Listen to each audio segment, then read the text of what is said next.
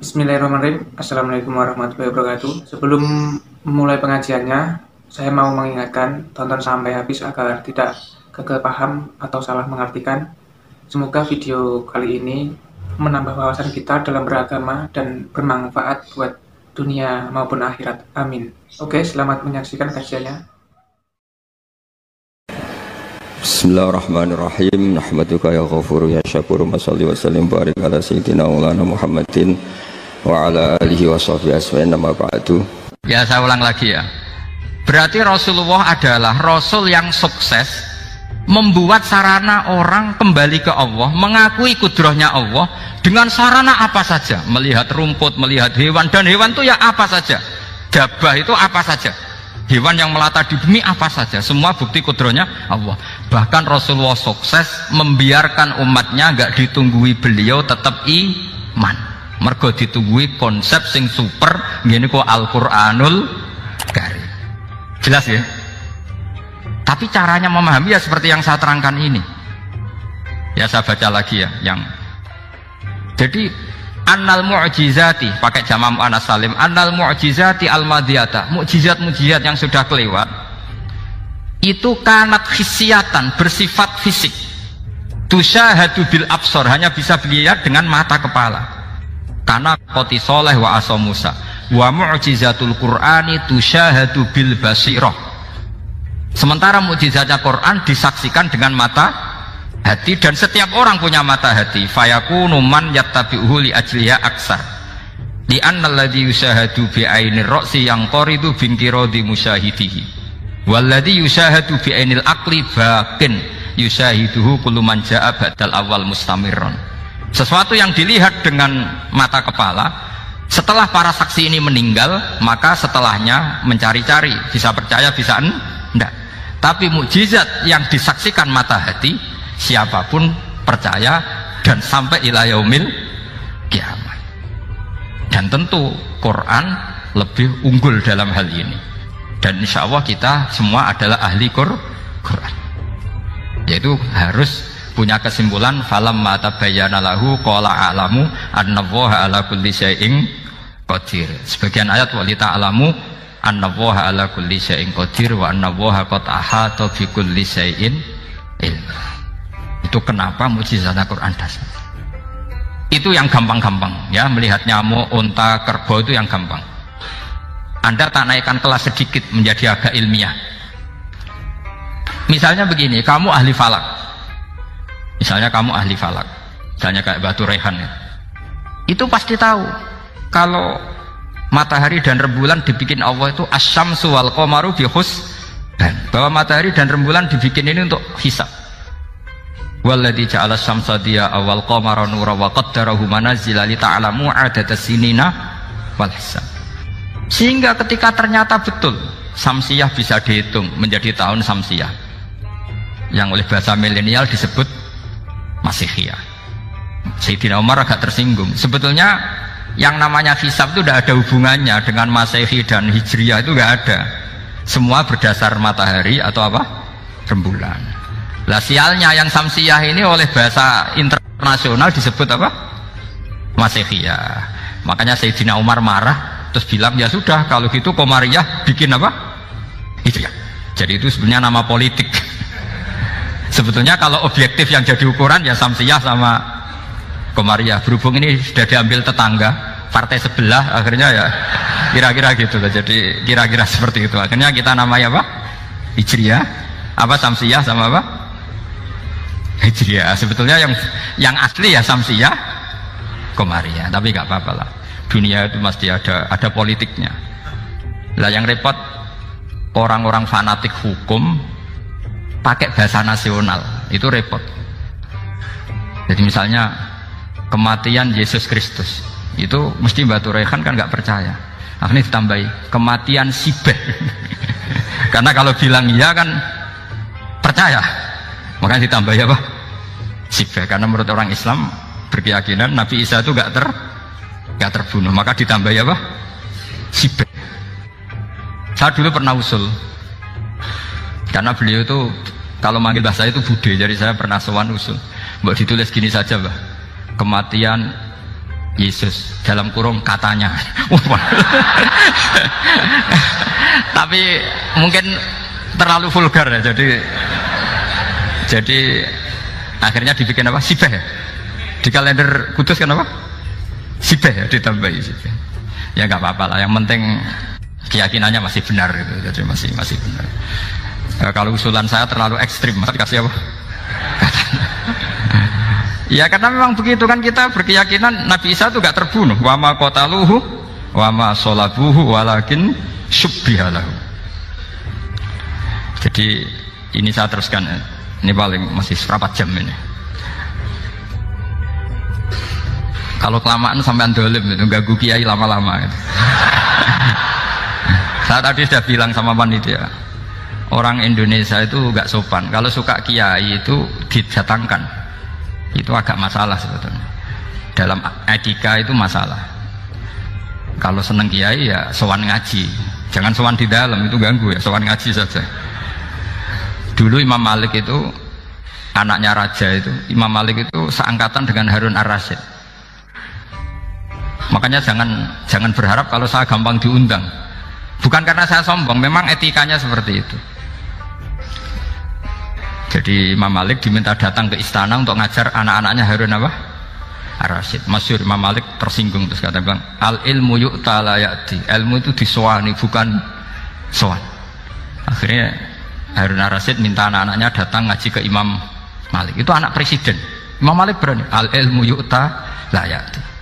Tapi kalian beruntung karena saya hormat sama babah saya di sini. Wong makom buyut saya itu ya berarti apa ya? Ke selatannya makamnya Sayyid Ja'far Shadiq itu di situ kan ada makamnya Mbah Soleh, Mbah Maksum, itu mbah saya. Dan makanya dulu saya ngaji di sini lama di Damaran itu, masnya lama itu ya mungkin setahun. Karena saya memang mulai kecil di sarang, sampai sekarang saya masih ngajar di sarang. Tapi dulu cukup ya, karena saya kesini sudah hafal Quran, jadi hanya setor setiap hari satu juz, jadi cepat lah.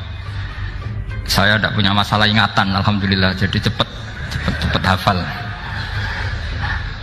Saya terangkan lagi ya, ini penting ya, masalah mukjizatnya Quran. Selama ini orang tuh mau bilang tok, mukjizatnya Quran itu dahsyat, tapi nggak bisa menerangkan. Itu masalah. Makanya kita harus bisa menerangkan mukjizatnya Quran dahsyat itu apanya.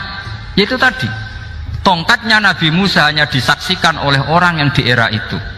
Toh tujuannya mukjizat adalah diakui kemudian orang menjadi iman. Lalu Rasulullah SAW beliau sudah intaqala ila rafiqil a'la. Tapi konsepnya Quran menjadikan orang yang nggak ditunggui beliau tetap iman ila yaumil kiamah. Itu yang maksud fa'arju an akuna aktsarahum tabi'an yaumal kiamah. Mukjizat saya itu cukup Quran kata Nabi, dan dengan mukjizat itu orang akan iman ila yaumil kiamah. Caranya seperti ini. Karena tadi sedasat-dasatnya mukjizat, tujuan utama orang terdikte supaya ikrar ngakui kudrohnya Allah. Lah ngono kok ngenteni tongkat sakti lah opo, cukup deloknya mau. Paham ya? Jelas ya? Alhamdulillah, mau naik kelas ini sudah benar ini sudah benar. Terus kedua begini, kedasatan Quran lagi. Quran itu bisa merunut, mentartibkan logika. Bahkan logika ini logika yang universal. Siapa saja merasakan logika itu. Misalnya begini, dulu orang kafir itu punya Tuhan banyak. Tentu yang dipertuhankan yang mana? Yang dipertuhankan itu banyak. Karena pikiran mereka urusan banyak, problem banyak, ya Tuhannya harus banyak. Ada BPKB 3D kan, istri cerewet, macam-macam lah itu kan. Problemnya banyak, maka Tuhannya harus banyak. Karena Tuhan itu maknanya penyelesai masalah. Sehingga kalau masalahnya banyak, Tuhan harus banyak. Ketika Rasulullah membawa konsep satu Tuhan, mereka janggal. Makanya mereka bilang, aja'alal alihata ilaha wahida inna hadza lasyai'un ujab. Masa Tuhan satu? Ini aneh, nggak bisa. Tuhan harus banyak, karena masalah kita banyak. Itu terpatri, di otak mereka terpatri. Lalu Nabi dengan santai diajari Allah menerangkan, andaikan kalian punya majikan banyak dan perintahnya beda-beda, kamu suka enggak? Ya enggak suka, enggak enak. Punya majikan banyak itu udah enak. Milih mana majikan banyak sama satu? Satu aja Mat. Tuhan kamu adalah majikan kamu. Kalau banyak kamu bingung. Ya Mat, satu aja Mat. Itu segampang itu. Jadi menggiring. Tuhan itu kan bos kita, tuan kita. Kalau banyak berarti yang memerintah kita banyak, dan bisa konflik bos-bos kita ini karena berebut anak buah tadi. Akhirnya mereka, kalau kamu punya majikan banyak dan perintahnya beda-beda, semuanya minta dilayani, kamu pusing enggak? Ya pusing Mat. Minta yang mana? Majikan banyak sama satu? Satu saja Muhammad. Ya Tuhan kamu adalah atasan kamu, maka harus satu. Mereka paham. Oke Mat, Tuhan satu. Itu yang dimaksud dorobawaw matalar rojulan fihi syuraka umutasyakisuna warojulan salamal lirojul hal yastawiyani masalah. Langsung alhamdulillah. Karena mereka yang paling bodoh pun paham dengan logika itu, paham. Kalau Tuhan banyak, perintahnya banyak, kita repot. Maka Allah bikin satu masalan, yaitu rojulan fihi syuraka umutasyakisuna warojulan salamal lirojul. Satu lelaki, satu bos, satu perintah. Kayak apa mudahnya Allah. Kemudian mereka tetap menuhankan Lata, Hubal dan Uzza karena mereka dipertuhankan. Sebenarnya nggak pernah Tuhan tapi dipertuhankan. Allah memberi contoh itu sederhana sekali. Wa daraballahu mathalar rajulaini ahaduhuma abkam la yaqdiru ala syai'in wa huwa kallun ala maulah aina ma yuwajjihu la ya'ti bi khair hal yastawi huwa may ya'muru bil adl. Kata Rasulullah, Lata itu menurut kamu apa? Ya Tuhan kami. Muhammad. Hubal ya Tuhan kami. Uzzah ya Tuhan kami. Lalu kalau mereka kotor ya saya mandikan. Kalau hidungnya coplok ya saya tata. Terus kata Rasulullah begini, kamu mau nggak punya budak atau pembantu yang buta, tuli, bisu? Kamu mau nggak punya pembantu? Pembantu loh ya, pembantu itu budak zaman dulu. Kamu mau nggak punya pembantu yang buta, yang tuli, yang bisu? Wah gak doyan Mat, gak apa pembantu ngono. Yang pembantu saja kamu tidak mau yang gitu, kok malah punya bos begitu? Orang yang tuli, yang bisu, yang kopok, jadi pembantu saja nggak layak, kok malah jadi pangeran. Paham ya? Arca dan berhala itu kan nggak bisa apa-apa. Kamu mau gaji ngasih THR pembantu yang kopok, bisu, picek? Mau? Wong jadi pembantu saja nggak sah, kok mau jadi apa? Tuhan atau jadi majikan? Jadi Allah bikin contoh gampang sekali. Wa daraballahu mathalar rajulain ahaduma abkam la yaqdiru ala syai'in, nggak bisa apa saja. Wa huwa kallun ala maulah, anane ngrepoti tok. Ainama yuwajjihu la ya'ti bi khair. Tapi intinya berpikir seperti tadi itu salah, bahwa kalau saya berjasa banyak harus mendapat apa? Ini cara berpikir orang-orang Khawarij. Begitu juga era Sayyidina Umar, era Sayyidina Utsman, Ali. Itu juga ngalami orang-orang yang ekstrim. Misalnya begini, saya contohkan korban-korban ekstrim yang real. Sayyidina Ali itu masyhur, dia punya musuh besar namanya Muawiyah. Karena permusuhan ini tidak bisa dihindari. Jadi kalau dalam fikih Islam ini, anak-anak saya ajari fikih, kalau orang mukmin membunuh orang mukmin itu hukumnya dosa besar apa kecil? Besar. Itu di bab kisos. Tapi orang fikih itu unik. Di fikih itu ada kitab usial namanya. Di takrib ada kitab usial. Dan di situ ada penjelasan mangkutila dunamali fahuwa syahid. Orang yang dibunuh karena membela hartanya atau keluarganya, itu dia mati syahid. Kalau dia posisi membunuh, maka malingnya atau penjahatnya muhaddarun damu, nggak punya hak nuntut kisos karena dia anggap nggak ada artinya darah. Nah sekarang begini, suatu saat ada garong ke rumah Anda, ingin membunuh Anda karena ingin mengambil harta Anda. Anda ingin ingat status mukminnya atau status garongnya. Terus kamu mau dibunuh diam aja, saya tidak mau membunuh orang apa? Mukmin atau membunuh orang muslim. Nah, kesulitan yang dialami Sayyidina Ali seperti itu. Orang-orang Khawarij cara berpikir enggak, Ali ku geblek. Wong mukmin kok pengen mateni wong mukmin. Muawiyah yo geblek pisan, wong mukmin kok pengen mateni orang mukmin. Padahal suasana sudah kacau. Ketika seorang penjahat mau membunuh yang punya rumah dan yang punya rumah ingin membunuh penjahat, itu namanya mukmin bentrok sama orang mukmin. Apa orang benar sahibul hak ingin mempertahankan haknya? Tidak sampai saya tanya. Itu sahibul hak, yaitu yang punya rumah ingin mempertahankan haknya. Meskipun dalam duel ini kadang terjadi pembunuhan. Nah, di sini ini ya, ulama ahli sunnah menyebut masalah ijtihadiyah. Kelompoknya Sayyidina Ali mempertahankan nyawanya meskipun dengan cara membunuh pasukan Muawiyah. Pasukan Muawiyah juga mempertahankan nyawanya meskipun harus membunuh pasukan Ali. Zaman itu susahnya ijtihad seperti itu. Tapi orang Khawarij cara berpikir enggak, ini biang keladi masalah itu Ali sama Muawiyah. Akhirnya mereka malah rapat, ya sudah dua-duanya bunuh saja. Ya masyhur itu, akhirnya Sayyidina Ali dibunuh oleh orang Khawarij. Makanya ini penting ya, pentingnya ngaji seperti ini. Jadi kamu harus dilatih berpikir nubuwah.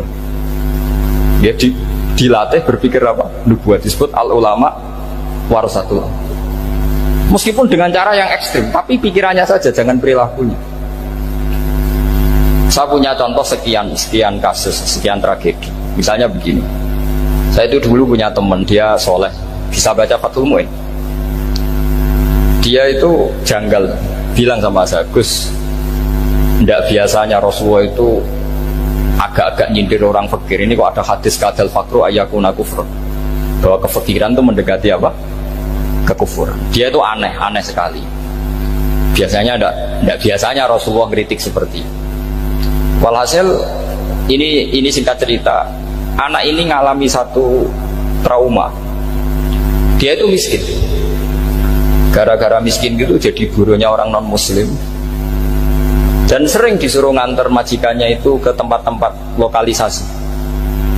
Dia mulai mikir, ini gara-gara fakir saya harus nganter orang ke lokalisasi. Mulai ingat dia, sedekah Rasulullah, ini gara-gara fakir saya jadi pengantar orang ke lokalisasi. Suatu saat majikannya itu benar-benar bangkrut, malah tidak disuruh nganter, pokoknya carikan yang cantik bawa sini. Pusing, waduh. Nah, dia akhirnya walhasil lari terus keluar. Terus dia cerita betapa ekstrimnya fakir, sehingga gara-gara fakir saya harus jadi penolong orang yang mau apa maksiat. Anda boleh berpikir ekstrim, tapi ekstrim dalam melawan kemungkaran, yaitu tadi, saya nggak boleh jadi fakir, tapi takutnya fakir yang nanti jadi alat kemasan. Imam Ghazali juga punya contoh seperti itu. Imam Ghazali pernah marah besar ketika tren di Baghdad itu orang belajar fikih semua. Hatta la yakuna thamma tabibun illa min ahli dhimmah, kata beliau. Sampai di Baghdad itu tidak ada dokter kecuali orang kafir dhimmah. Akhirnya kalau ada ulama sakit, saya masih ingat pas kecil, kalau ada ulama sakit itu tidak boleh dibawa ke rumah sakit. Takutnya ketemu dokter muslim, non muslim malah disuntik langsung apa? Mati. Akhirnya ulama saat itu berfatwa, orang Islam harus ada yang jadi dokter. Banyaklah gus-gus yang sekolah kedokteran. Yang masyhur ya seperti Sahal bin Abdul Fattah. Itu dulu putranya Ki Fatah yang menolong Mbah Mahfud saat sembunyi. Saking idolakannya Basal, anaknya dinamakan Sahal, tapi dia jadi dokter spesialis bedah. Begitu seterusnya urusan negara. Dulu itu orang jabat itu tidak boleh, karena jabat itu dekat dengan syubhat, dekat dengan haram. Tapi gara-gara pejabatnya non muslim, kalau bikin aturan ya ala non muslim. Ulama akhirnya sadar, andikan kita yang jabat pasti tidak seperti itu. Bisa bikin perda ini, bisa bikin pelaturan begini yang menguntungkan Islam. Nah, jadilah banyak pejabat yang sekarang muslim. Tempat-tempat maksiat diobrak-abrik sama Satpol PP macam-macam, kita untung. Tapi kalau orang-orang Khawarij pikirannya pokoknya pejabat itu dekat dengan haram, dekat dengan syubhat. Padahal dengan kita jabat bisa bikin perda atau apa yang menguntungkan Islam. Kemudian menjadi masalah baru secara fikih. Ini adik-adik dengerin biar kulino senam fikih. Kalau caleg soleh, misalnya Mas Nadif nyaleng, ini tadi tak guyoni, mau jadi bupati ndak, kalau ya mau usah dukung. Jadi misalnya gini ya, Zaid sama Bakar, misalnya Bakar itu orang soleh, mau jadi calon lurah Dia tahu kalau dia lurahnya kampung lebih baik. Kalau yang jadi ini Zaid, itu kampung itu rusak karena dia suka dugem, suka macam-macam. Kemudian Zaid ini pasti jadi karena beli suara. Misalnya per kepala itu dibeli 50.000. Bakar ini kalau nggak beli suara kalah. Padahal dengan kalahnya Bakar artinya kemenangan kemungkaran. Itu zaman era Fathul Mu'in, muridnya Ibnu Hajar Al-Hitami. Ibnu Hajar muridnya Abu Zakaria Al-Ansori itu fatwa. Yang soleh ini wajib beli suara, bukan boleh, wajib beli suara. Nah, tapi ini namanya tidak nyuap, perlu dicatat. Ini namanya tidak nyuap. Jadi tidak bisa kamu kaitkan misalnya ar-rosi wal murtasi finnar. Yang nyuap maupun yang menerima suap adalah sama-sama di neraka. Tidak bisa seperti itu, karena logikanya dibalik. Sekarang Bakar ini beli suara itu untuk membeli kebenaran, untuk mengawal kebenaran. Zaid beli suara untuk menopang kebatilan. Berarti namanya Bakar ini penyuap atau pembeli kebenaran? Pembeli kebenaran. Harus dibedakan. Nah, ini pentingnya ulama. Memang nyatanya seperti itu. Yang dikatakan nyuap, riswah itu adalah membayar uang li'ibtolil haqqi, untuk membatalkan kebenaran atau membenarkan kebatilan, itu namanya nyuap. Tapi kalau mengeluarkan uang untuk menghakkan barang hak dan membatalkan barang batil, itu namanya uang perjuangan. Nah, ini pentingnya mikir. Jadi ulama itu mulai dulu sudah ada. Nah, sekarang sudah banyak orang-orang khusyuk yang biasa di masjid khusyuk. Kalau ditanya zaman akhir rusak kabeh, wong soleh-soleh wis nyuap. Kalau orang soleh ini tidak nyuap ya tidak jadi. Kalau nggak jadi mereka nggak ada yang jadi DPR, nggak ada partai Islam, habis malah Indonesia. Saya itu punya kenalan banyak pakar-pakar di Jakarta, itu cerita saya, Pak Bahar. Indonesia itu solusinya gampang. Kita ini punya Bali, punya Batam. Itu kalau Bali dimakaukan, Batam dikayakan Hollywood.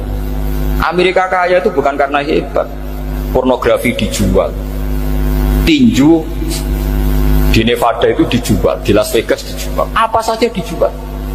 Kalau tidak kaya itu gimana? Sementara Indonesia mau aur-auran gitu, sukan partai Islam. Sebenarnya Indonesia gampang, kalau ingin kaya Bali itu dikayakan Hollywood atau dikalahkan Makau jadi kota judi, Batam dijadikan kaya Las Vegas. Itu transaksinya pasti triliunan. Orang gamane wong muda dijual, judi dijual, orang tinju dijual. Tapi gara-gara ada partai Islam, nyari rumus solusi ekonomi itu yang tidak seperti itu. Akhirnya kangelan, ya akhirnya rapati juga. Tapi barokah, tetap barokah partai apa? Yang menangnya caleg-calegnya rata-rata ya beli. Kalau tidak beli habis. Saya bukan menghalalkan nyuap, enggak. Kalau nyuap tetap haram ila yaumil qiyamah. Tapi kalau suratul masalah seperti ini kamu mengatakan suap, itu beda. Ini suratul masalah yang tidak ada kaitannya dengan suap. Asal lawannya batil ya. Kecuali lawannya sama-sama hak. Dua calon di kampung itu soleh sama soleh. Ini yang soleh bayar nggak boleh, karena siapapun yang jadi soleh itu nggak boleh. Makanya kalau dari musuh yang dolim biar halal ya. Iya, saya pernah ditanya seorang dosen, Gus, saya ini kalau baca sejarah perang Badar atau perang Uhud, yang saya tidak nerima itu satu. Kenapa setiap ghanimah harta orang kafir dan istrinya orang kafir kok disita orang Islam, dan yang perempuan jadi amat kemudian juga digauli orang Islam, yang hartanya orang kafir juga jadi asetnya orang Islam, kok kayak garong? Dia tanya seperti itu sama saya. Terus saya jawab, kalau sampean ada garong dan kemudian bawa senpi, senjata api, kemudian garong Anda, penjahat Anda lumpuhkan, ya senpi itu harus Anda kembalikan. Monggo penjahat ini kagungan jenengan beto wangsul, karena Anda milik Anda, harus dikembalikan. Wah, tidak bisa Bapak, kalau saya kembalikan pasti dipakai jahat lagi, dipakai kriminal lagi. Ya sama, kalau asetnya orang kafir dikembalikan ke orang kafir akan menjadi aset kekafiran lagi untuk menghancurkan kita. Nah, perempuan juga sama. Perempuan itu alat produksi. Jika perempuan tadi dikembalikan ke orang kafir, maka kamu menolong populasi orang kafir. Ya seperti itu. Paham?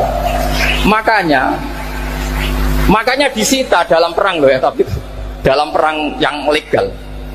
Nah itulah kenapa amat halal. Makanya di Quran itu illa ala azwajihim aw ma malakat aymah. Paling enggak itu masih ada ulama atau pemikir atau ustadz siapa saja yang bisa memahami logika apa? Islam. Nanti kalau ulama ini sudah meninggal, orang akan mencibir Islam dengan cara mengatakan Islam itu jahat, yaitu menyita hartanya orang kafir dan istrinya orang kafir setiap kali terjadi perang. Karena pemikiran ini pasti sama-sama kutubnya sama-sama ekstrim. Jadi ini penting saya katakan. Makanya masyhur itu perdebatan Sayyidina Ali dan Muawiyah. Ini saya kutip sedikit. Ini ya sama-sama berpikir ekstrim, tapi ekstrim yang baik. Walhasil dalam satu kerja bakti di Masjid Kuba itu ada sahabat namanya Ammar. Ini di depan umum, ini penting. Kalau dalam ilmu hadis di depan umum ini penting karena nanti menjadi mutawatir. Beda dengan hadis yang Nabi ngendikan sama 1-2 sahabat, namanya hadis ahadi. Di depan umum Nabi guyon gini sama Ammar, ya Ammar waihak qatuluka alfiatul baghiyah. Ammar, kamu ini nasib kamu itu agak sial. Karena nanti yang membunuh kamu itu kelompok yang tidak apa? Benar. Alfiatul baghiyah itu kelompok yang tidak benar. Itu disaksikan sekian sahabat. Walhasil suatu saat Ammar ini ikut perang dan ikut pasukannya Ali dan terbunuh oleh pasukannya Muawiyah. Seneng Ali. Walhasil Ammar ditemuin sama Ali. Ya Muawiyah, al-ana dhuhara bi anna fi'ati haqqun wa fi'ataka baghiyah. Sekarang kelihatan siapa yang benar. Saya yang benar, kamu yang salah. Kenapa? Karena Ammar kelompokku dan terbunuh oleh kelompok kamu. Padahal kata Rasulullah yang membunuh Ammar adalah kelompok yang salah. Tapi Muawiyah pintar sekali, dia jawabnya gini, laula kama kutila Ammar. Ammar terbunuh karena bela-belain kamu. Kalau kamu tidak nyuruh dia perang juga gak terbunuh kan? Jadi kamu ikut andil terbunuhnya siapa? Ammar. Tapi apa kata Sayyidina Ali? Idzan qatala Rasulullah Hamzah. Kalau teori itu Anda pakai, Rasulullah pun membunuh Hamzah. Sekarang Hamzah perang karena suruhan siapa? Rasulullah. Yang membunuh Hamzah siapa? Wahsy. Kalau teori itu Anda pakai, berarti Rasulullah pun membunuh Hamzah. Terus fasa kata Muawiyah, Muawiyah diam. Jadi fikih pun itu diputuskan lewat pikiran ekstrim, tapi bukan ekstrim yang merugikan orang lain. Karena kalau merugikan orang lain namanya sudah la dororo wala dirar, dia menyalahi aturan itu. Makanya saya pernah ngaji di sini dulu ketika tahun kemarin. Fikih-fikih Islam itu punya rumus, itu ya gara-gara pikiran ekstrim sebetulnya. Saya pernah nyontohkan adalah orang tuh kalau sholat jenazah itu mayitnya di depan. Itu ulama fikih tidak ada yang punya alasan. Mau hanya bilang gini, hakadha wajadna salafan wa khulafan. Mulai dulu kalau nyolati mayit ya jenazahnya di depan. Kayaknya gitu saja, tidak punya alasan. Makanya ulama lain mengatakan tidak apa-apa jenazah di belakang, yang sholat di depan. Kenapa? Fa innaha laysat bimanzilatil imam. Memangnya jenazah imam harus di depan. Itu ya tidak ada yang bisa bantah. Bagaimana mungkin harus di depan? Oh tidak, imam kok harus. Yang harus di depan itu imam, jenazah itu imam apa enggak? Enggak. Terus alasan kedua, sholat ghaib. Kalau ada orang mati di Surabaya, Mas Nadib di sini, sholat ghaib boleh enggak? Boleh. Jenazahnya di depan apa belakang? Belakang. Di belakang kan? Berarti harus enggak jenazah di depan? Ya dia mau ngakeh jelas kalau itu. Lah ini contoh-contoh kecil. Nah orang Khawarij itu orang yang paling tidak mau menerima otak-atik seperti itu. Akhirnya jadi goblok bareng tadi. Ya makanya Rasulullah pun jadi korbannya Khawarij. Muhammad, kamu harus adil. Karena pikiran mereka adil itu yang memberi banyak ya dapat banyak. Kalau pikiran nubuah tidak seperti itu. Kalau yang biasa memberi, biasa heroik, biasa baik ya biar tetap biasa memberi. Jangan dilatih jadi apa? Fasih. Ini mungkin adik-adik juga agak keberatan, tapi harus dilatih. Makanya saya itu jadi kiai itu ya mulai kecil, anaknya kiai, putu kiai, saya itu yang mulang itu senang. Saya tidak pernah terlintas dikasih santri atau dihormati, ya enggak. Mungkin sampai mati agak terlintas. Ya pikiran saya sederhana. Biasa mulang pahlawan, malah sekarang pasien itu malah kayak cemen, kayak turun kelas gitu. Jadi saya terus ya enggak kepikiran sama sekali. Loh kalau saya minta sama Allah, karena itu atasan saya. Makanya ada ulama yang ekstrim gini, ini kisah nyata. Ada ulama alim datang ke seorang raja. Rajanya ini soleh padahal. Ternyata pas raja itu berdoa, ya Allah saya kasih ini, kasih ini. Padahal ulama tadi itu mau mengajukan proposal, mau minta apa gitu. Terus dia pulang, ketika ditanya, Pak Kiai kenapa pulang? Ternyata raja itu minta zat yang sama yang saya mintai. Kalau raja saja masih minta, ngapain saya minta raja? Saya akan minta zat yang dimintai raja. Terus pulang dia. Wah, itu ya pikiran ekstrim, tapi bagus ekstrimnya. Saya akan minta zat yang dimintai raja. Harus sampean kan enggak, uteknya saya les, sholat dinteni, tetap jalo. Oh, kok orang mikir seperti itu? Emang salah didik, salah itu tadi. Nah, ini harus dilatih. Masyhur itu ketika Nabi pas Fathu Makkah itu, orang-orang Ansor komentari Nabi gini, ketika Nabi sangat happy di Mekah, sangat enjoy di Mekah, kata orang-orang Ansor, amar rojul fa'adroka durok fatun fi ahli wa ulfatun fi asyiroti. Namanya orang pasti happy kalau di kampung halaman. Jangan-jangan Rasulullah itu nanti hidup di Mekah lagi, karena Mekah sudah dikuasai orang Islam. Beliau pasti kangen sama keluarga, sama Mekah. Tapi ya sama, ketika Rasulullah mulai mengasih-ngasih itu, orang-orang Quraisy dikasih banyak, orang Ansor juga pikirannya seperti itu. Baru orang Ansor dilatih pikiran nubuwah, yaitu tadi mereka itu dapat kambing, dapat sapi terus pulang. Kamu mendapat saya, milih mana? Milih Rasulullah Shallallahu Alaihi Wasallam. Sekarang kamu saya balik, kamu punya kiai, kamu bisa memberi hadiah, memberi beliau. Suatu saat kiai anda ini kaya raya, terus sering ngasih orang-orang yang nggak pernah berjasa, kamu nggak pernah dikasih. Itu kalau pakai pikiran khawarij, kiai ini salah karena ngasih orang yang tidak berjasa. Tapi kalau kamu pakai pikiran nubuwah, enggak. Alhamdulillah saya tetap istiqomah memberi kiai itu, dan alhamdulillah nggak dibales. Semoga balasannya di akhirat. Ya sudah seperti itu. Kalau pakai pikiran gengsi tadi seperti itu, masa biasa memberi sekarang posisi diberi, saya rak turun kelas. Jadi sebetulnya pikiran ekstrim itu boleh, tapi untuk yang seperti ini bukan ekstrim yang tadi.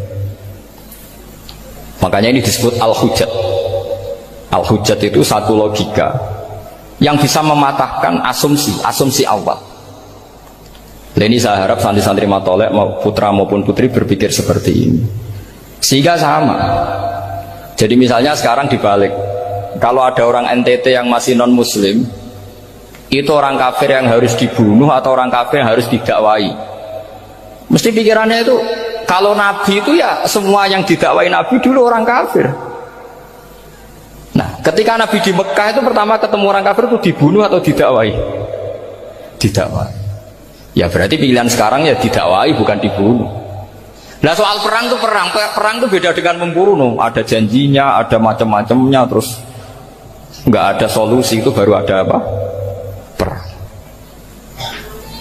Jadi kalau sudah dibalik-balik gitu, makanya kata ulama-ulama, khawarij itu pasti salah. Pasti salahnya adalah kalau orang nggak benar ya dibenarkan, bukan dibunuh. Kalau setiap orang kafir dibunuh, Nabi kapan jadi nabinya? Karena orang kafir habis. Jadi metode bil hikmati ada, mau ibadah hasanah ada, karena orang kafirnya sudah mati.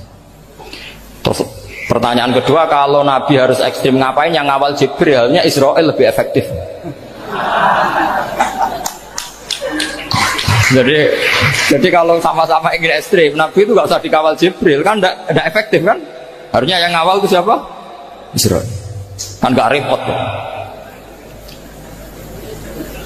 Nah, jadi saya mohon ini saya cerita. Jadi korban pikiran ekstrim itu bukan siapa-siapa. Pertama itu Rasulullah. Akhirnya Rasulullah menjelaskan, ya beginilah cara berpikir nubuwah.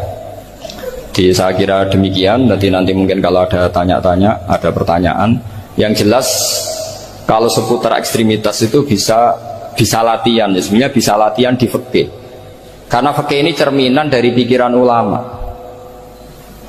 Ya, cerminan dari pikiran ulama yang tidak tekstual. Ya, seperti gini ya. Tasaddaqa Rasulullah so'an min tamrin au so'an min aqidin. Ketika zakat fitrah itu Rasulullah mengeluarkan satu sok tamar. Tamar itu kurma. Kalau menurut tekstual berarti zakat fitrah harus pakai kurma. Tapi semua ulama sedunia mengatakan putih ahlil balad. Artinya dalam konteks Indonesia ya pakai apa? Beras. Berarti kata tamer diganti kot. Diganti apa? Kot. Jadi orang itu jangan diajak goblok bareng. Masa Nabi ngendikan tamer harus apa? Tamer. Makanya saya pernah debat. Bapak Nabi itu cingkrang. Kenapa orang-orang itu rata-rata tidak cingkrang? Saya bilang, Nabi itu hidupnya di Mekah. Kenapa Anda hidup di Indonesia? Iya, Nabi itu hidupnya di Mekah. Terus saya tanya lagi, Nabi itu hafal Quran, kamu udah hafal? Saya hafal Quran. Kalau cingkrang gampang, karek ngetok kata saya. Iya, kalau ada sunnah Rasul, Nabi hafal Quran enggak? Hafal kan? Berarti kalau ikut sunnah Rasul, hafal Quran. Jangan cingkrang tok, ya hafal apa? Ya sama poligami juga gitu yang tadi diceritakan Mas Nadif itu. Nabi itu poligami setelah Khadijah meninggal. Apa mereka mau nunggu istri pertama meninggal? Kalau ingin persis loh, kalau ingin persis nunggu istri pertama meninggal. Iya. Tidak mau juga kan? Ya biasa saja lah. Pokoknya yang dihalalkan syariat ya kita bilang halal, yang diharamkan kita bilang apa? Tidak usah sok suci sunnah Rasul. Saya punya banyak cerita. Abu Bakar itu dulu sering menghindari sunnah Rasul. Dulu Rasulullah itu kalau ada orang minta ya dikasih. Ketika era Abu Bakar bikin Baitul Mal. Ketika ditanya ini zaman Rasulullah tidak ada, kata Abu Bakar, huwa Rasulullah. Beliau itu Rasulullah. Bahwa nggak dimanage ya negara tertib. Umar bikin pasukan itu diangkat negara. Kalau dulu zaman Nabi yang ikut perang bahaya, yang tidak perang namanya munafik. Era Umar tidak, militer itu ditunjuk. Ya digaji pakai Diwanul Murtaziko. Ketika ditanya kenapa tidak kayak Rasulullah, huwa Rasulullah, bahwa tidak tertib pun tetap negara stabil. Karena ada karismanya. Jadi kadang-kadang dalam banyak hal itu kita malah tidak boleh persis Rasulullah karena kadang banyak khususnya. Yaitu contoh yang paling masyhur di fikih ya kayak Nabi itu nikah 9 itu khususnya. Dalam strategi juga sama. Dalam strategi memanage negara juga sama. Banyak sahabat yang punya ide yang zaman Nabi itu tidak ada. Ketika ditanya kenapa tidak persis Nabi, katanya huwa Rasulullah. Ya Rasulullah itu meskipun seperti itu, meskipun tidak tertib secara rasional, tetap dikawal wahyu. Makanya negara baik-baik saja. Kalau saya ini hanya Abu Bakar, kalau tidak ya repot. Umar ya sama, bikin Diwanul Murtaziko. Utsman juga sama, dimanage negara. Sayyidina Ali juga dimanage. Kalau Nabi tidak. Tapi tidak apa-apa karena ada karisma. Sama tak cerita nih masalah zakat yang masyhur. Orang paling bakhil sekalipun, paling kikir sekalipun itu zaman Rasulullah bayar zakat. Karena pikirannya setelah zakat dikasihkan Rasulullah mendoakan. Khudh min amwalihim shadaqatan tutahhiruhum wa tuzakkihim biha wa sholli alaihim inna sholataka sakanul lahum. Era Abu Bakar enggak. Sorry ya Bapak Bakrin, dulu kita zakat sama Rasulullah karena didoakan beliau. Kamu hanya Abu Bakar, saya tidak mau zakat. Ya sama lah seperti orang dipimpin ulama-ulama karismatik. Orang dipimpin Badullah itu tidak usah metai, santri sudah nurut. Dipimpin Usman Nazif, gak bikin pelaturan, habis pondok. Kalau tidak ngancam, gak gini, ditakzir, gak gini, habis. Zaman Badullah dehem tok santri wedi. Mas Nazif dehem tok enggak ada. Nah, makanya Rasulullah itu tidak banyak bikin pelaturan. Rasulullah itu kalau mau perang itu hanya bilang sahabat, saya besok ditantang Abu Sufyan di sini. Saya mau perang. Itu sahabat ikut semua. Orang melihat wajahnya, melihat karismanya sudah tertarik ingin menyelamatkan beliau. Kita tidak akan ridho Rasulullah keluar sendiri. Kalau Abu Bakar ya enggak. Pertama Abu Bakar pidato sudah sopan. Saya memimpin kamu. Ini qatwul litu walastu bi khairikum. Saya ini memimpin kamu, tapi bukan berarti saya yang terbaik. Jika saya benar maka dukunglah. Kalau salah ingatkan. Itu pertama orang-orang bilang apa? Fa wa la uqimannaka bisayf. Nanti kalau Anda salah tak ingatkan pakai pedang. Ya karena hanya Abu Bakar bukan Rasul. Jika diaturlah ini ada militer, ada pengawal, ada Baitul Mal. Era Umar lebih modern lagi, ada Diwanul Murtaziko, ada macam-macam. Ya Rasulullah nggak ada. Nah sekarang orang sidik-sidik muni sunnah Rasul, padahal ada sunnah Rasul yang khasnya Rasulullah sebagai nubuwah. Ya, khasnya Rasulullah sebagai apa? Nubuwah. Coba Nabi itu istrinya 9, semuanya cerita tentang tahajudnya Nabi, witirnya Nabi. Apa kira-kira Mas Nadif kalau punya istri 4 ceritanya tentang tahajudnya Mas Nadif? Tentang perkasaan. Kan enggak? Nah, jadi saya mohon, sebetulnya pikiran-pikiran ekstrim itu karena tidak mau belajar. Enggak mau belajar. Kalau mau belajar itu kata Imam Ghazali itu dalam kitab Imla, Al-Imla fi Iskalatil Ikhya itu. Fal ma'ani awsa'u minal ibarat. Yang namanya ma'ani itu awsa'u apa? Minal ibarat. Jadi yang fal ma'ani awsa'u minal ibarat. Jadi yang namanya makna itu lebih luas minal apa? Ibarat. Nah, ini contoh yang paling nyata ya Sayyidina Ali. Ketika Sayyidina Ali perang sama Muawiyah, itu Sayyidina Ali bilang sebaiknya Muawiyah kirim delegasi mediator, saya juga kirim mediator. Terus orang-orang Khawarij karena tadi tekstual, mahadha ya Ali, ini apa ya Ali? Lam yujad fi kitabillah, aturan mediator itu tidak ada di Quran, bahwa kalau kita perang harus ada mediator, itu tidak ada. Terus Sayyidina Ali baca ayat, wa in khiftum shiqaqa bainihima fab'atsu hakaman min ahli wa hakaman min ahliya. Jika lelaki dan perempuan, suami istri terjadi shiqaq, terjadi konflik, maka suami kirim satu mediator, yang pihak perempuan juga kirim mediator. Terus Sayyidina Ali ngendikan, wa amru Muhammad a'zamu min amri rajulin wa imra'atin. Urusan umat Muhammad lebih serius ketimbang urusan hanya sekedar suami dan istri. Maka kita butuh hakam, butuh mediator.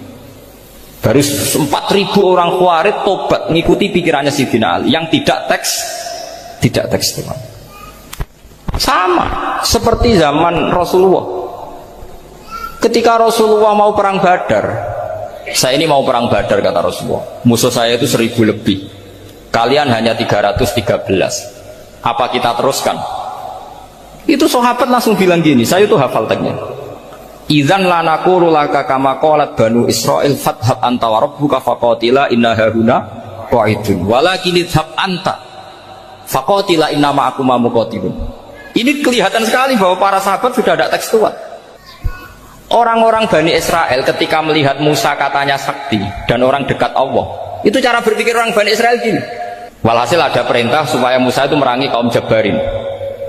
Orang Jabarin ini gagah-gagah, pikirannya orang Bani Israel, Musa kami itu sakti dekat Allah, ya sudahlah sama Allah saja sana, tak tunggu di rumah kabarnya. Itu kan sama dengan santri Ismedit, Rohya ini juga, Kiaiku juga, serasa tak pikir kan seperti itu. Ya sama seperti itu. Nabi itu kekasih Allah, mesti perang menang, serasa tak ewangi mesti menangis. Fadhab anta wa rabbuka faqatila inna hahuna qa'idun. Sudah kamu berangkat saja sama Tuhan, tak tunggu di rumah. Tapi apa kata para sahabat Ansor ketika Nabi minta supaya mereka dukung di perang Badar? Langsung bilang, idzan la naqulu laka kama qalat banu Israil. Kita tidak akan bermental kayak Bani Israil.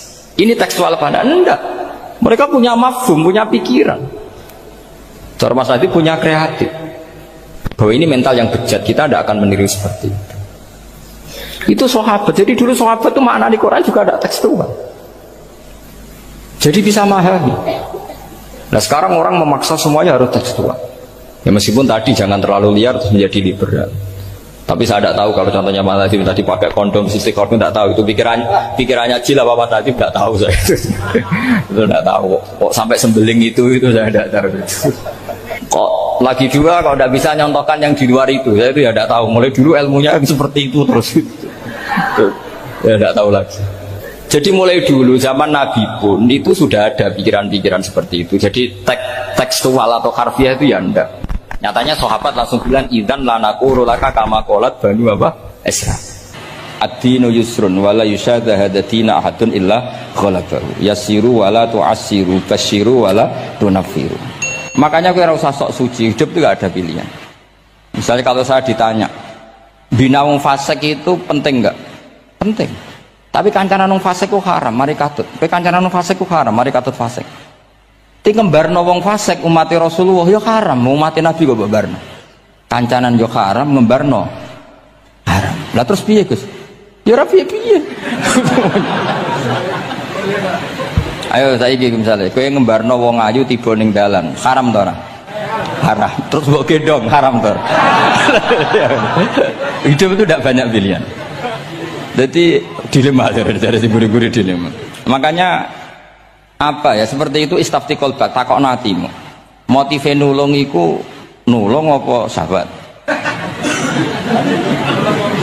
Ya sudah seperti nggak ada pilihan. Motivem kancanan wong fasik iku mergo enak kancanan wong fasik. Delok dangdut pantes apa pantes. Apa motifmu didik? Ayo rata-rata ke kancanan wong fasik motifmu didik apa enak kancanan wong fasik? Enak. Haram berarti. Ya seperti itu. Memang banyak sesuatu yang apa? Makanya banyak ulama ngendikan banyak perilaku duniawi yang menjadi amal ukhrawi karena niat. Juga sebaliknya banyak perilaku ukhrawi yang akhirnya menjadi duniawi juga juga karena niat. Makanya niat itu diatur sedemikian rupa. Nah, ini juga sama. Duduk tasahud akhir. Ayo, duduknya dulu, duduk tasahud, baca sholawat. Itu satu paket. Makanya al-atasek wal asir wal hadi asar at-tasahud wa qu'uduhu wa sholat ala nabi sallallahu alaihi wasallam. Fatasahudu mongko tasahud wa qu'uduhu lan lungguh tasahud. In aqobahuma lamun ana sing maca akibat tapi sami nggih. Lamun mungkasi utawa nyusuli huma ing tasahud lan qu'ud apa salamun salam iku ruknani berarti rukun karone. Jadi tasahud yang diakhiri salam itu berstatus rukun. Berarti tasahud awal berstatus sunnat karena tidak diakhiri salam. Jadi nak wonten tiyang traweh kok 4 rakaat langsung salam itu nggak bisa dikatakan batal karena statusnya tasawuf awal nopo sunnat. Yeah. Tapi kalau taraweh itu sudah monggo kalau taraweh itu sudah menjadi alamiah, jadi biasanya ulama berdebatnya begini, ini dengerinnya. Kata taraweh itu alamiah apa implementasi dari qiyamul lail? Ayo jawab. Terawih itu alamiah apa implementasi dari Qiyamul Ramadan? Kalau kamu katakan Qiyamul Ramadan, maka ada orang terawih langsung 4 rakaat tanpa tasahud awal, harus kamu katakan sah karena tasahud awal berstatus sunnat. Tadi kan dikatakan tasahud yang wajib itu yang diakhiri salam, berarti tasahud awal sunnat. Di mana-mana kalau sunnat boleh ditinggalkan. Yeah. Tapi ada ulama yang agak ekstrim mengatakan begini cara berpikir, tarawih itu alamiah. Alamiah artinya yang dikatakan tarawih, yang dikatakan tarawih adalah sholat 2 rakaat dengan 1 salam. Paham ya? Artinya kalau 4 rakaat dengan 1 salam itu namanya tidak tarawih. Paham ya? Makanya seperti itu tuh ya gak usah diperdebatkan. Seperti gini, sampean kalau sholat witir aku yakin akeh sing batal, cuma pangeran maklumi. Aku yakin akeh sing batal tapi pangeran maklumi. Jadi disahno, kenapa sah? Dimaklumi Allah Subhanahu wa taala tadi. Kamu kalau witir kan 2 rakaat dulu. 2 rakaat setelah itu. Sekarang pertanyaan saya, ketika 2 rakaat kowe niat tembi. Wong niate witir kok genep. Ya kan? Apa? Lah pertanyaannya begini, ketika rakaat ini minal witri, kemudian orang ini ternyata nggak nerusno sing sak rakaat, itu sah sebagai witir apa sholat biasa? Loh ada nih gue, murid temu beling-beling ya, modelnya itu mau rasa ya. Tapi ya apa gak zaman akhir ya sahabat. Ndak, ketika 2 rakaat itu jenenge sholat witir apa ndak gitu saja pertanyaan. Orang oleh ngeper, jawabnya ngono tok. Ketika 2 rakaat itu witir apa enggak? Tidak.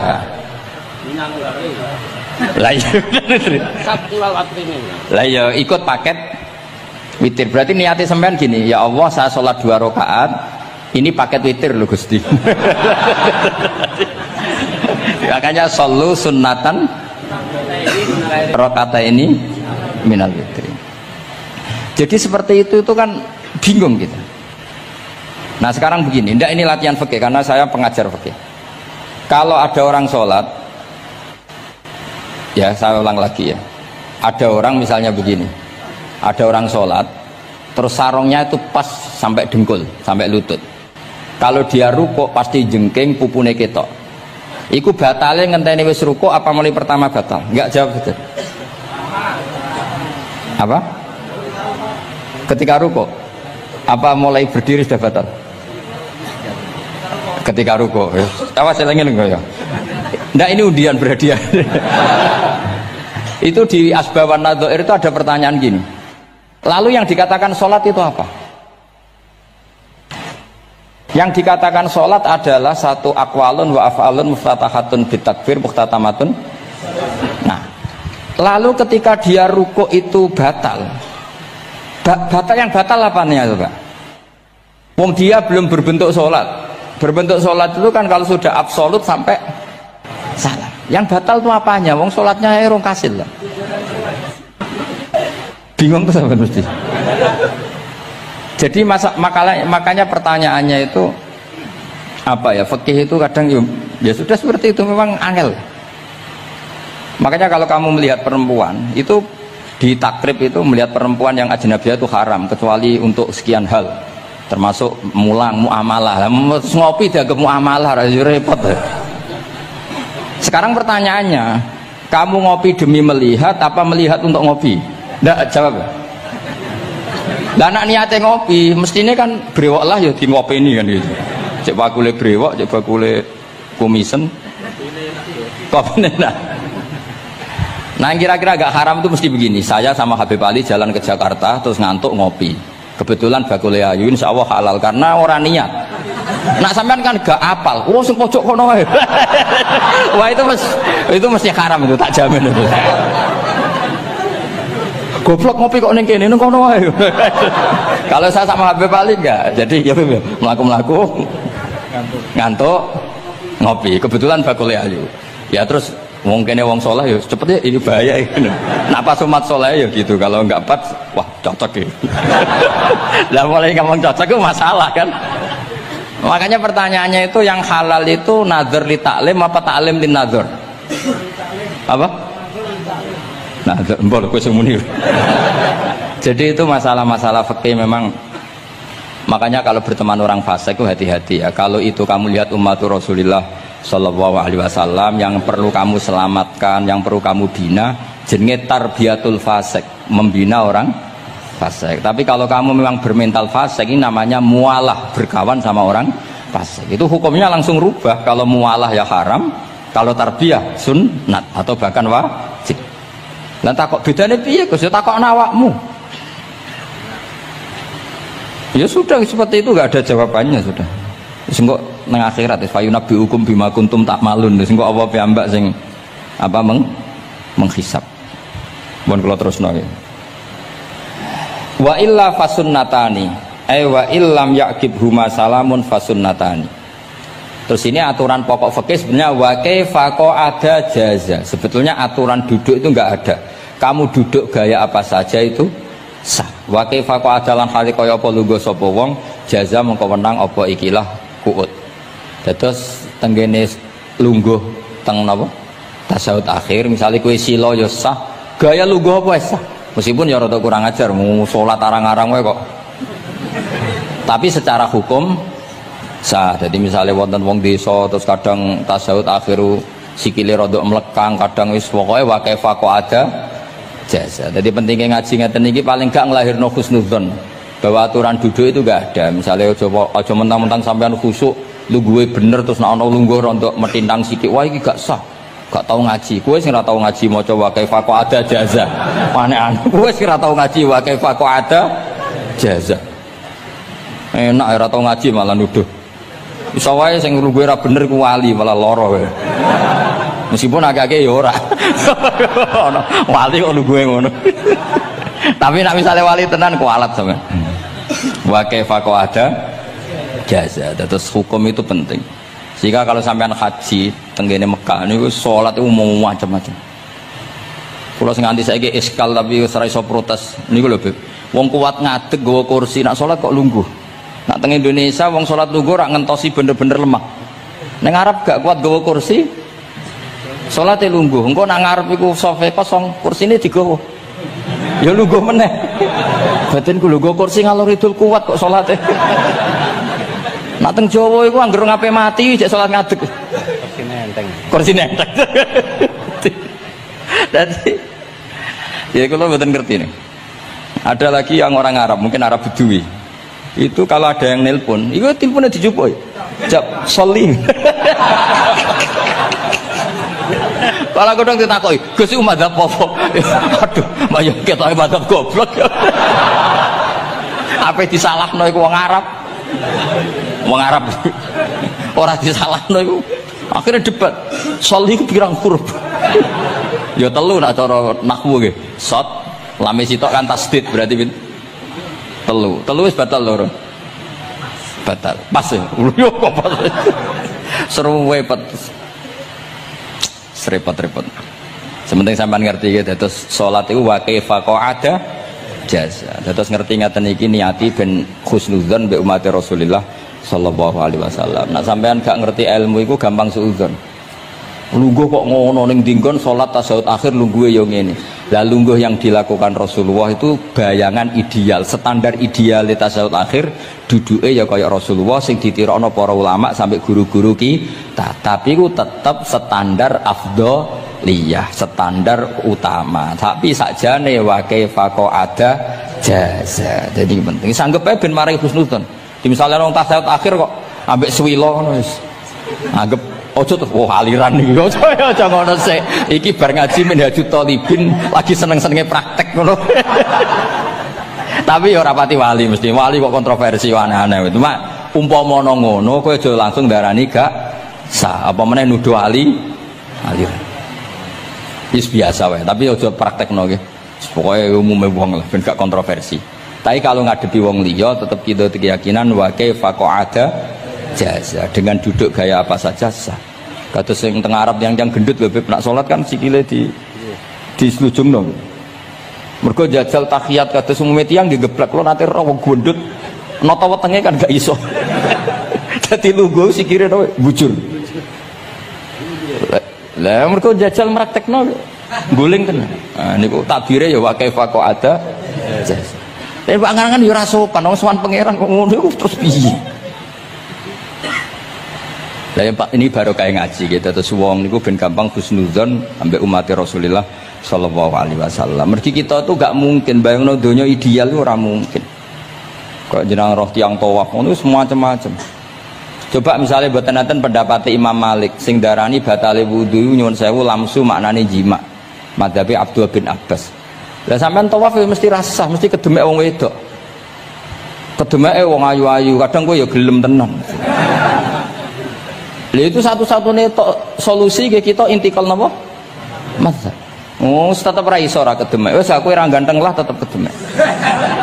Niat khusyuk gitu tetep kedemek. Apa meneh awale wis rapati khusyuk.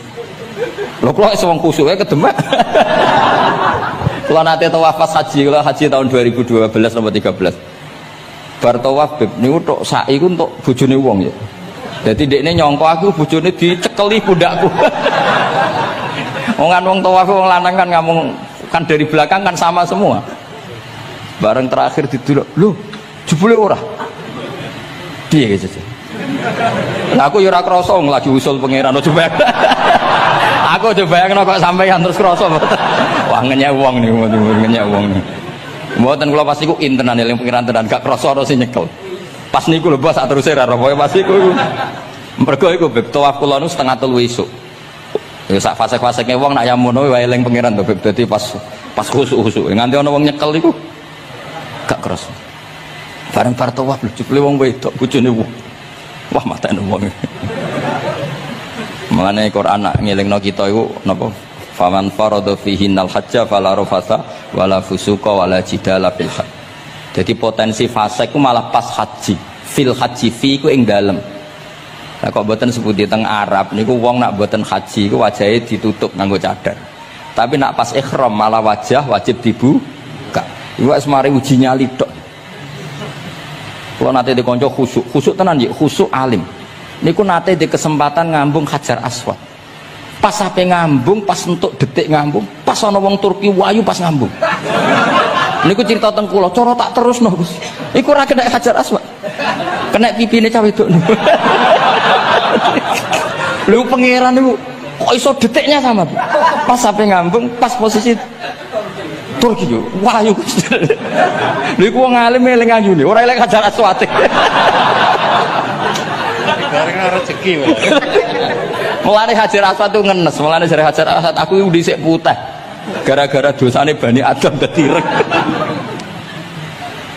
Mane kata yang haji nangis kan termasuk niku nyesal deh. Jebule wong sing rayu bojone tok wong nundune wayu kabeh.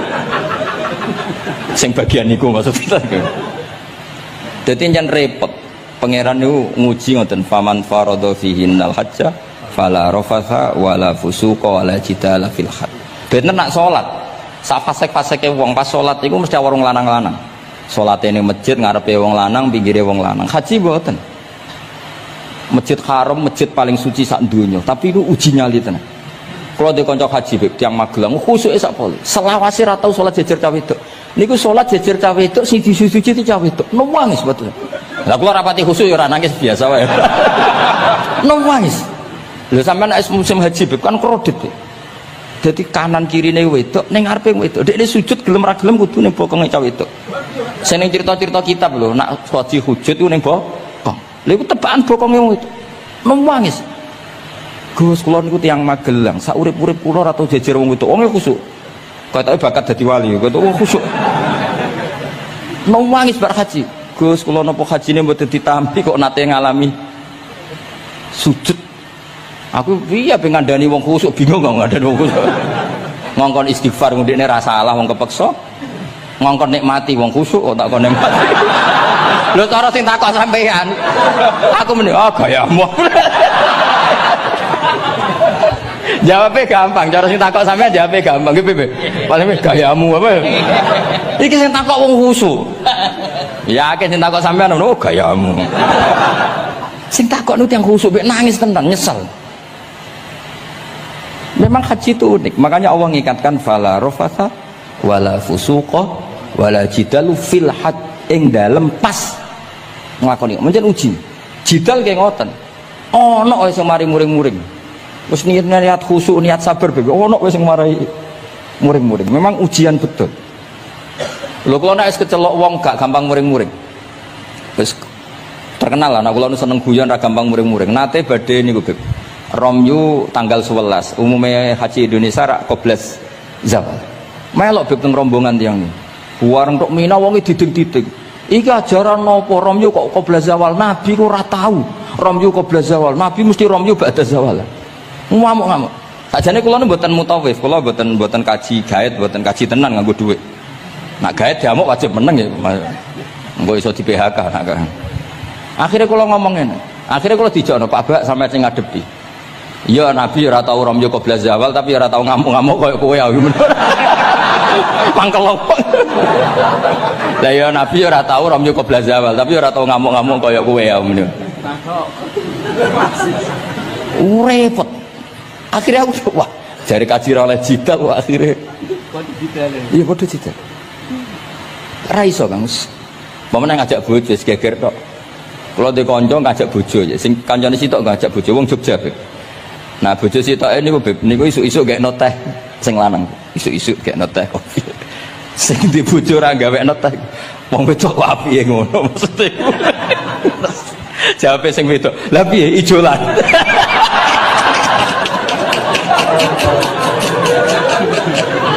Dadi wong lanang kok kadang spontan ku kan yo kacau. Cah wedok ku cek apike mbek bojone. Piye Mas, ijolan maksudnya. Wis pancen jare amit pas kaji. Ayo sapa sing kaji ora jidal lho ben ora raine. Sing ngene-ngene iki lho. Wong aja ulama aja Habib iku wis gak mlebu kias sing umum-umum ngono. Wes angel. Ono catering terlambat, wah ada saja yang bikin apa? Emosi. Kalau kaji tak rilek-rilek. Tapi ya sono ngono pidato ning Mina ono macam-macam. Ribet. Itu fil khat. Allah memang dari awal memperingatkan potensi maksiat itu justru fil khat ketika musim haji. Omne wae perkara dam wis macam-macam. Mun kula terusno sing penting kaidah teng salat wa kaifa qa'ada jaz. Kados wingi Imam Rafi'i dawaken salat sujud mau cukup watul jabah. Niku nggih guling-gilingan ben gak gampang suudzon mek tiyang lintu. Nah, kita piyambak ndak akan mempraktekkan itu. Kita tetap sujud melibatkan 7 anggota. Cuma nak ana sing ngono gak gampang suudzon. Wong bar ngaji minhajud talibin dadi ana gunane lah. Wa kaifa qa'ada jaz. Jadi duduk dengan gaya apa saja berstatus sah. Ya, duduk dengan gaya apa saja berstatus sah. Tapi saya ulang lagi, tentu kita tidak mempraktekkan itu. Kita duduk tasyahud awal gederekno para guru, tasyahud tsani gederekno para guru. Cuma status hukum wa kaifa qa'ada jaza. Dengan duduk gaya apa saja sah. Karena kita tidak pernah tahu. Ana wong duduke mingkrang jebule mbok salahno, mbok takokno jebule udunan kan ya ora roh. Salat kok modele ngono ku model apa? Jebule wonge napa? Udunan. Utawa wonge bar digipan yen sikile ra iso ditekuk, bareng mbok amuk. Salat kok ujug-ujug, bar gipan lho gipan. Kan tidak pernah tahu, makanya ini butuh perangkat hukum. Jadi wong alim butuh itu khazanah hukum supaya agama ini luas. Ad-dinu yusrun wala yusyadahadatina ahadun illa ghalabahu. Yassiru wala tu'assiru, basyiru wala tunaffiru. Mun kula terusno. Wa yusannu lan den sunatno fil awali ing dalam tasawuf awal apa al-iftirasu lugo iftiras. Mun sampean ngerti niku. Fayajlisu ala ka'bi yusrahu wa yansibu yumnahu wa yadau atrafa asabihi lil qiblah. Wa fil akhir at-tawarruku wa kal iftiras lakin yukhriju yusrahu min jihati yamini wa yulsiku warikahu bil ardi. Ini ora usah diterangno nggih karena apa? Ya sudah pokoknya seperti yang sampean praktekkan itu yang tasawuf awal jenenge napa? Iftiras, yang tasawuf tsani jenenge tawarruk. Ora usah diterangno malah dimanani malah bingung sama. Wal asah yaftarisul masbuk wasahi. Nah, meskipun imam itu tasawuf akhir, masbuk tetap bergaya tasawuf awal karena masbuk tidak diakhiri salam karena dia nanti berdiri lagi. Nah, kalau sedikit mau cerita masbuk bahwa agama ini proses. Ya, saya ulang lagi, agama ini proses. Dulu para sahabat itu kayak cacilik Kudus, kayak cacilik Indonesia. Jadi dulu para sahabat itu kalau Nabi sudah rakaat ketiga atau rakaat kedua, niku takbir terus sholatnya digebut gitu. Digebut, wis kayak cacilik-cilik kita cilik kan orang imam wis rakaat ketiga kayak takbir ngebut. Nah, engko bar ngebut nganti bar. Jadi imam rakaat ketiga kita tahu-tahu rakaat ketiga mergo nyelip. Engko imame salam ya melok salam. Itu kecerdasan itu tuh pinter. Dulu zaman sahabat ya gitu, agar Nabi rakaat ketiga sahabat datang takbir ngebut sampai rakaatnya sama dengan Nabi, Nabi salam terus ikut. Nah ditakoki Nabi wis pirang rakaat nggih? 4 rakaat. Lah kowe karo kok 4 rakaat nggih ngebut Nabi. Itu dulu gitu. Sampai ada Mu'ad bin Jabal, makanya disebut di antara spesialis fikih itu Mu'ad bin Jabal, ketika beliau karek sama Nabi, beliau ngikuti Nabi, kemudian Nabi setelah salam beliau menambahkan rakaat yang kurang. Terus semenjak itu jadi syariat kalau untuk masbuk ngikuti imam, setelah imam salam menambahkan rakaat yang ditinggalkan. Terus dibakukan sampai sekarang. Dulu enggak seperti itu. Dulu sholat ya kenalan, jenengan daleme pundi. Oh, belum. Ya pun tengah-tengah sholat. Jejer wong ora kenal, jenengan tiyang pundi mboten nate ngertos kula tiyang mriki. Nggih ngoten riyen. Nggih. Sahabat yang pun terpelajar ora roh nak ngono iku batal salat. Sampai setelah sholat Rasulullah SAW matur inna hadhi sholat munajat. Sholat itu munajat dong ya. Nak omong-omongan mbek pangeran ae ora usah mbek Bani Adam. Akhirnya semenjak itu sholat ngomong mbek Bani Adam hukumnya batal. Sebelum itu ya ndak. Nah, makanya agama ini proses.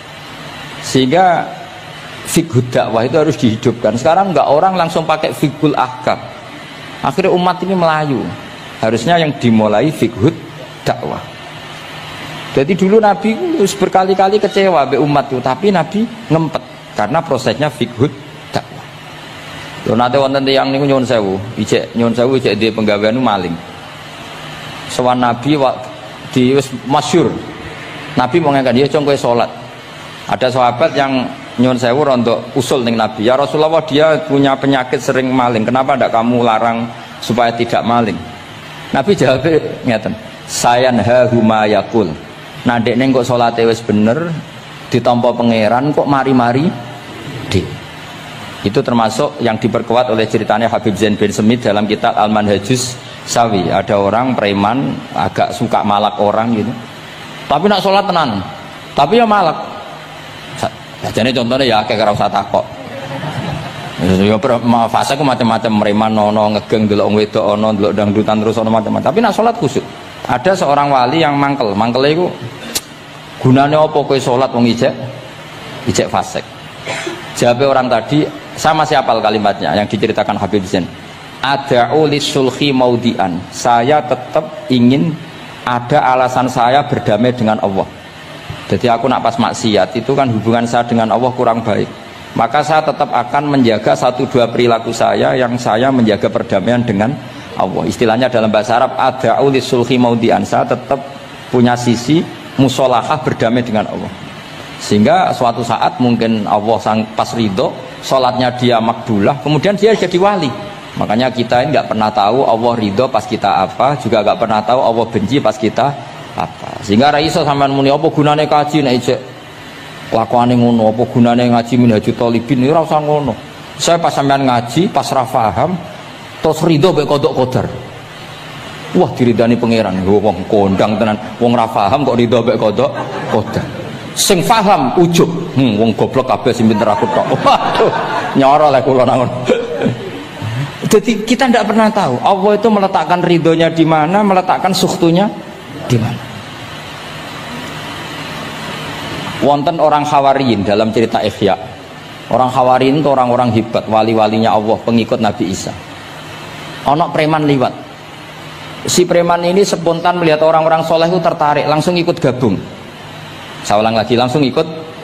Si wali di antara Hawariyin ada yang risih. Aku terkenal wali kok jejer preman, risih deh. Maka si wali tadi mempercepat jalannya karena risih jejer nama preman. Sing preman dari awal memperlambat jalannya karena dia bilang misli saya seperti saya nggak layak berjejer dengan orang soleh. Intinya si preman menjaga kesopanan, si wali memelihara keangkuhan. Jadi si preman dari awal dia sudah merendahkan jalannya karena nggak ingin sejajar. Si walinya tambah banter karena ingin nggak jejer. Allah saat itu juga menfirmankan ke Nabi Isa karena masih zaman nubuah, Isa liyas ta'nifa al amala, 2 orang ini memulai amal dari nol. Wali ini tak hapus semua amalnya, preman ini tak hapus semua dosanya, semuanya 0-0. Yang satu untuk barokahnya adab, yang satu untuk afatnya ujub. Jadi mulanya jadi kiai kayak kula ya repot, nak ketemu fasik kok repot. Apa kancanan kok diamuk sampean rodok garis keras ngene iki. Gus kok kancanan wong fasik. Apa ra kancanan kok nang ujub. Mulane kula ora jelas ya perkara niku mboten tak dudono. Kenapa Gus Bak sikape ra jelas? Ya bawaane wong alim ora jelas, bocah kok kandhane angel. Dadi bawaane wong alim ora jelas. Tapi ora jelas e wau karena apa kancanan wong fasik. Engko kancanan wong fasik kok dadi syariat ya ndak mungkin. Sok suci ya ora. Nah, makanya didawakan Allah laisa laka minal amri syai'un au yatuba alaihim au yatu. Jadi wong fasik itu potensine di sepuro pangeran tapi ya potensi disiksa pangeran. Nah ndelok potensi di sepuro kita oleh ngancani, nah ndelok potensi disiksa kita ora oleh. Masalahnya kita tidak tahu. Nggih, masalahnya kita tidak tahu. Delok tengene cerita-cerita wali. Wong sowan Sunan Bonang iku nggawa gula salam templek ra mesti dadi wali. Kali Jogo sing kenale lewat begal dadi wali. Kali Jogo kenal Sunan Bonang pertama iku mergo napa? Begal. Kenalane wae lewat begal. Tapi malah dadi wali. Suraka kenal Nabi ku perkara ape bacok. Mergo dekne ku ana sayembara sing iso nyekel Muhammad, ya tentu dijangkar wong sing ngomong wong kafir. Sing iso nyekel Muhammad, mulane dadi kiai ku bingung. Nak nyeritakno tarikh kok nyebut Rasulullah kan gak mungkin wong kafir kok gawe sayembara sing nyekel Rasulullah sallallahu alaihi wasallam dikei hadiah. Ya mosok wong kafir kok sayembarane muni apa? Sing nyekel Rasulullah sallallahu alaihi wasallam tak kei hadiah. Sing bacok Muhammad Rasulullah sallallahu alaihi wasallam tak kei hadiah kan mboten mungkin wong kafir kok muni ngono. Sing kiai sing bingung sing nyeritakno kiai apa muni? Sing nyekel Muhammad tak kei dhuwit. Muni Muhammad kan kadung ra kulino wong. Cara sampean dadi kiai ya milih ndi? Nyeritakno omongane wong kafir. Milih.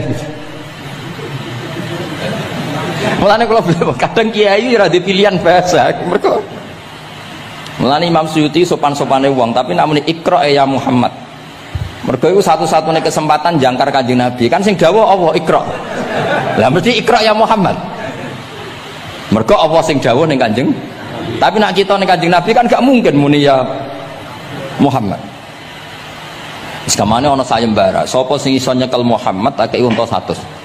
Suraqah tertarik ikut. Tapi barokah iku, barokah kesalahan itu malah roh mukjizati Rasulullah sallallahu alaihi wasallam. Ketika ape baca napa ambil sampai pentel. Lah iki awale salah niate yo salah, tapi pangeran ngersakno untuk hidayah. Barokah salah iku roh mukjizati Rasulullah sallallahu alaihi wasallam. Yo seraro donya iku ora roh. Ana wong saleh sak labah, amen jamaah sampai diarani hamamatul masjid. Tapi ceritanya seperti itu. Akhirnya semulanya dongo ya muqallibal qulub tsabit qalbi ala dini. Kita tidak pernah tahu. Ya sudah seperti itu. Paham ya? Tapi ya kita tentu ngikuti syariat wa kullun muyassarun lima khuliqalah. Mohon kula terusno. Qultu al asah ad-dhamm. Terus sing donga sing diwaca teng tasyahud nggih kula waca bismillahirrahmanirrahim. Qultu ala sah wa anna Muhammad Rasulullah sabata fi sahih Muslim wa alam wa aqalli salat ala Nabi sallallahu alaihi wasallam Allahumma sholli ala Muhammad wa ali wa ziyadah ila Hamidum Majid tumeka maring Hamidum Majid. Berarti kados kita napa wa sholli ala sayyidina Muhammad wa ala ali sayyidina Muhammad kama shollaita ala sayyidina Ibrahim wa ala ali sayyidina terus sampai fil alamina innaka Hamidum Majid. Dan ini sebagai penutup kula badhe cerita kula gadah kitab namine Hasyatut Turmusi. Hasyatut Tarmasi atau Turmusi ini karangannya Syekh Mahfud Termas. Beliau adalah murid Sayyid Abi Bakar apa? Syato Sohibul Li'ana. Terus guru dari Basim Asyari. Beliau teman dekatnya Habib mbahnya Habib Anis. Berarti Anis bin Alwi bin Ali. Jadi temannya Sohibu Simtiduror. Alhamdulillah itu dia kajian dari Gus Baha. Semoga bermanfaat dan kita mendapatkan barokahnya, amin. Tunggu video dari kami bersama Gus Baha. Dan sekian, wassalamualaikum warahmatullahi wabarakatuh.